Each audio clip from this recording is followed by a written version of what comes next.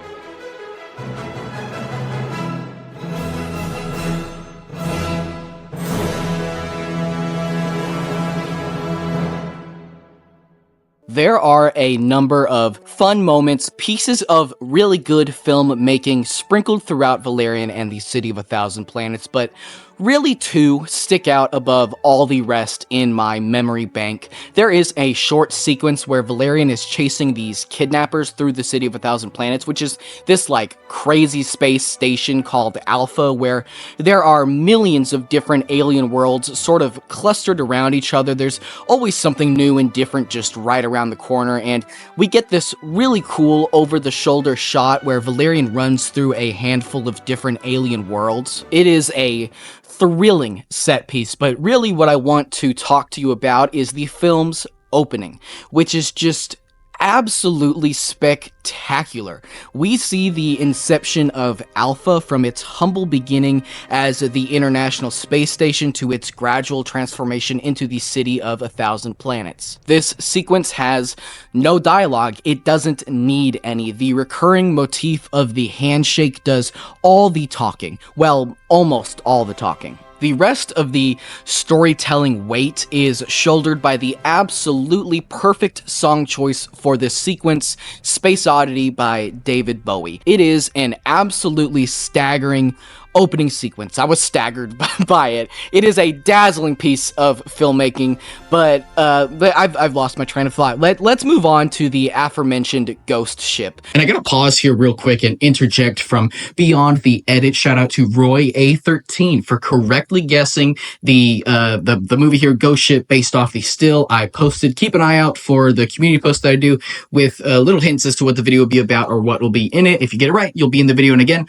well done, Roy A13. Released in 2002, directed by Steve Beck, the film follows a salvage crew who board the titular ghost ship searching for lost treasure or something like that, and they end up besieged by malevolent spirits. It is a kind of fun, mostly stupid, kind of lowbrow early 2000s horror piece. There's a lot of nautical and tugboat lingo in it, which I actually really appreciated, but aside from that, it isn't necessarily notable, or there isn't much of merit aside from its absolutely chilling opening sequence.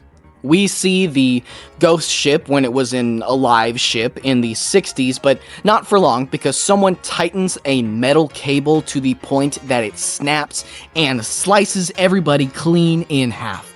The effects are fantastic, the performances are also really good and really help to sell the horror of this moment. There's like a really good moment where everybody is just kind of still, just waiting to fall apart, where the characters are they realizing that they're dead. It's really good, and I also really like the cheesy opening title card and the tone it sets even before getting into the scary stuff. It is just overall a very, very well done sequence. Does anyone else remember that part of J.A. Bayona's Jurassic World Fallen Kingdom where the film suddenly metamorphosizes into an old-school gothic monster movie set in a sprawling, spooky mansion? I remember.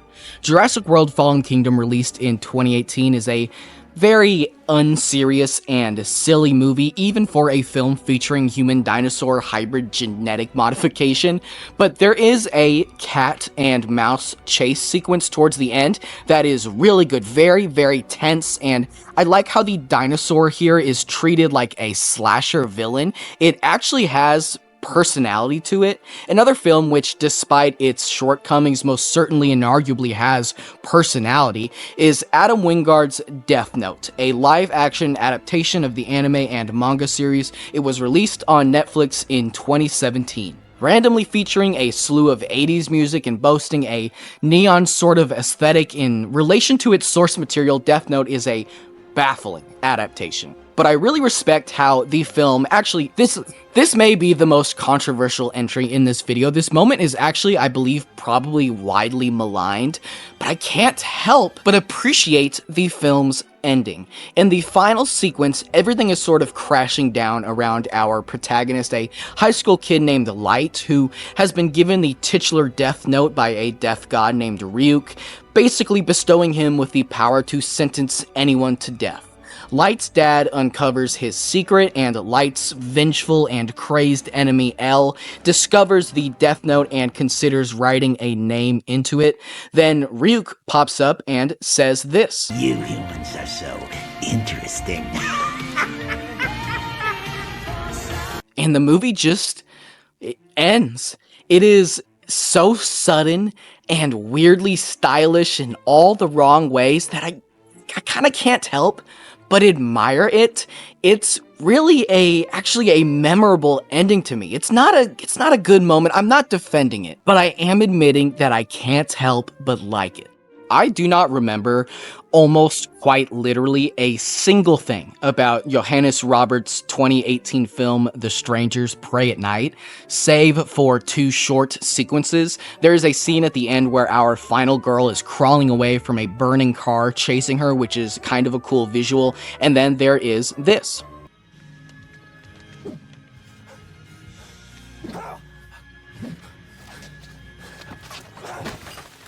This sequence is fantastic. The camera work is fun, the blocking is good and believable, the music included Bonnie Tyler's Total Eclipse of the Heart really livens everything up. It's just a very well done scene. The Hellboy reboot from 2019 actually isn't, at least I don't think it is, a bad movie. It's an abominable one, an absolutely hideous grotesquerie of revolting special effects, both practical and computer generated. I could also probably describe the writing as computer generated. Hellboy is a fucking menagerie of poor and lazy creative decisions masquerading as a real movie. Also, bad performances. What's the fucking point of what I'm saying? Everything about this film is awful. It is so visually unappealing that I had trouble finding a clip suitable for the spoiler warning. Guillermo del Toro's Hellboy, released in 2004, by comparison, is like those videos where pro basketball players pretend to be elderly and just smoke random street pickup games, but in this case, it's just Del Toro's version dancing on the grave of Neil Marshall's 2019 reboot. But actually, in truth, I only think Del Toro's version is a decent film. Nothing too special, but I will say that I absolutely adore his follow-up. Hellboy 2, The Golden Army, is one of my favorite comic films of all time. So when this stinker dropped 5 years ago, I took it personally, and I still have not recovered. But there is a very brief sequence here that is actually pretty metal. So in the film, Hellboy and his sidekicks, blah blah blah, they fight this monster who is in a blah blah blah, and demons are summoned to London, where they immediately start wreaking some extremely gruesome havoc. The designs on the demons are pretty cool. The horror here is just ranked up to 10 at a maximum, and it is all in all a very effective scene, but once again, fuck this movie, damn it to hell. I'd much rather talk about Hellboy 2 a little bit more. I'd definitely consider revisiting it if it's been a while. It is an extremely funny movie, beyond creative, especially for a studio superhero film. I mean, it ends on a freeze frame, for God's sake. It is absolutely hilarious and wonderful. It features all of Del Toro's usual visual panache, but he's just having so much fun with it here too, more so in my opinion than anything else in his catalog. And Hellboy and Abe's relationship in this film is an all-time bromance.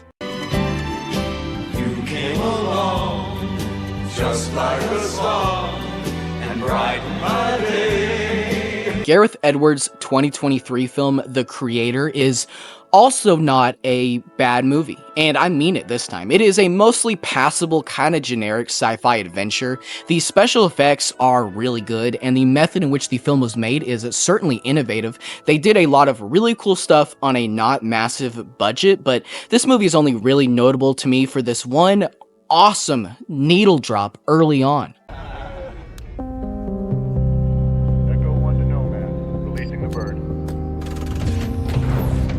Yeah, what can I say? I like Radiohead. This little moment has just always kind of stuck with me. Damien Powers' 2022 straight-to-Hulu film No Exit is also not a bad movie. It is a mostly passable thriller, but there is a reveal towards the end that is so well executed that it always cracks me up. So basically, in a nutshell, there's these people that are snowed into this like motel or something, and our protagonist, a woman named Darby, discovers a car in the parking lot which has a kidnapped little girl trapped inside of it. So she has to figure out whose car it is, and it belongs to these two dudes. And also the Allstate guy is in this movie, and he's there with his girlfriend, who it turns out is also in on the kidnapping. What is her motivation for helping the kidnappers, you may ask?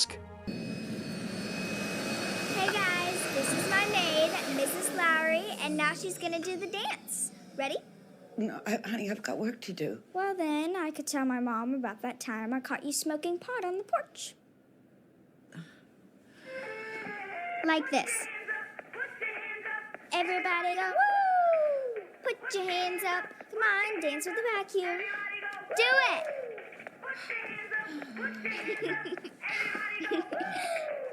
That is so tragic. This cut is so fucking funny. I cannot begin to tell you the amount of times I've quoted, do the dance, to my wife, and I just really like this little bit here.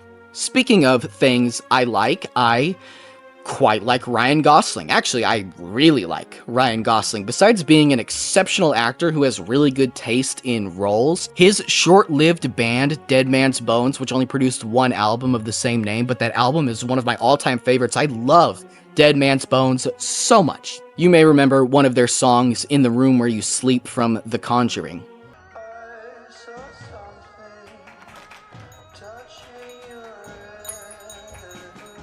Gosling's directorial debut came in the form of Lost River, released in 2014.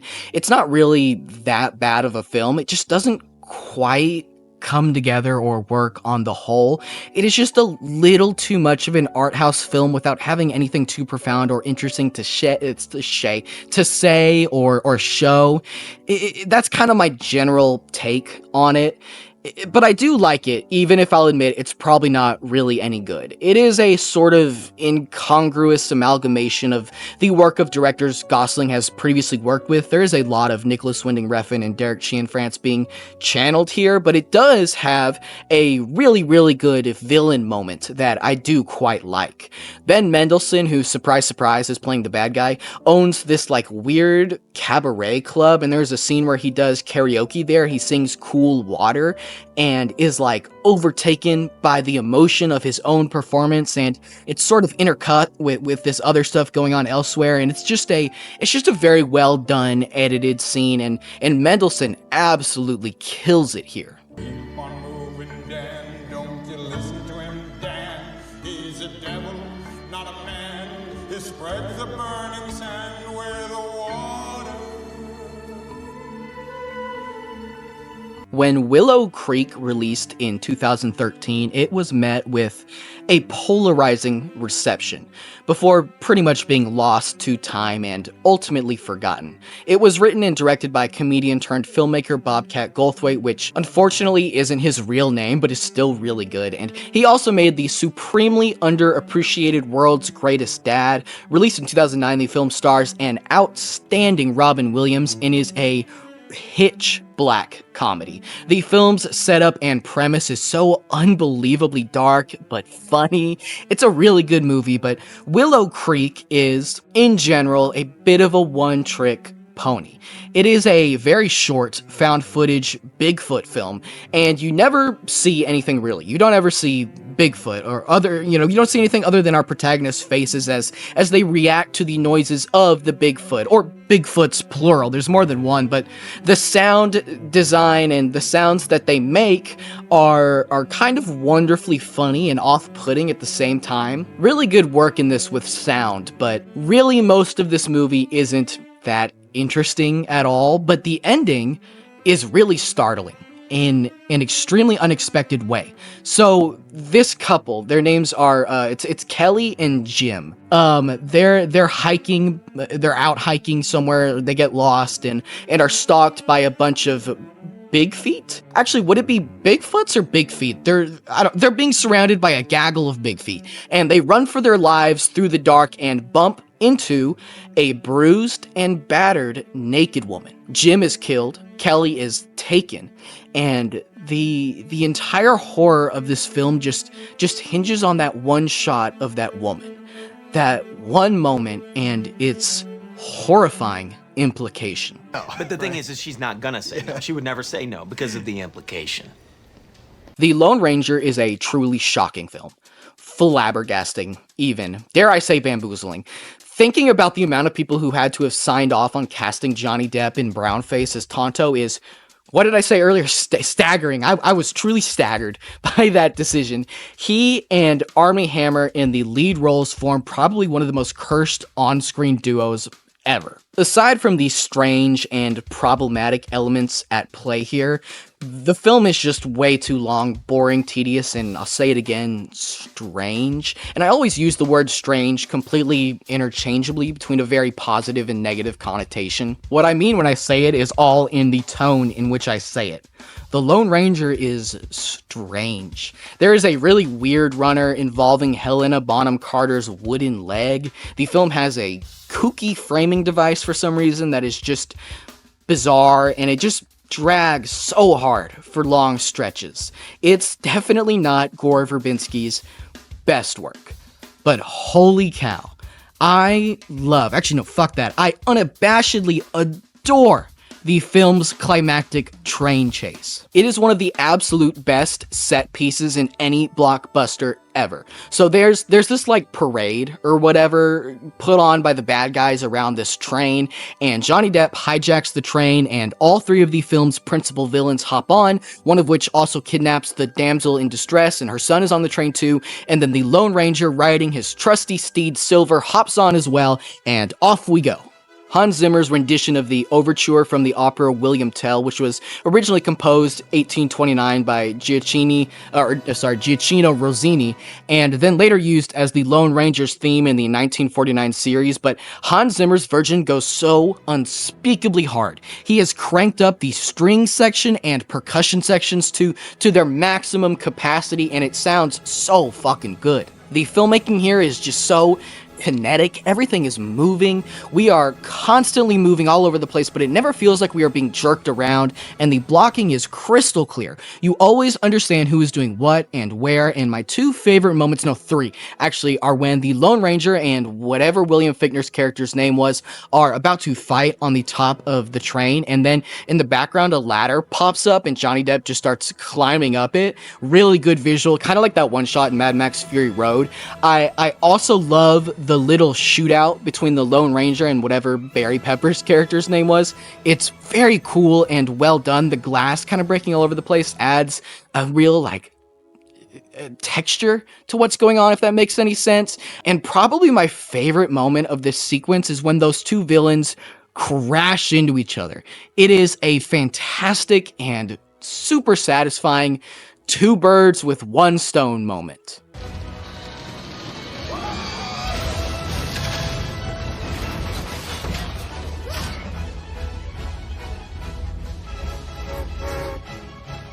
Thank y'all so much for watching. As always, I really can't say this enough. I'm so appreciative of the continued support of this channel. Please feel free to holler at me down below with your favorite moments in bad movies, and also let me know if you'd be interested in a part 2 or something different. Let me know what you'd like to see next. I wish all y'all the best. Have a great weekend. Or weekend. What is it? It's Tuesday? Have a great week, y'all. Thanks again.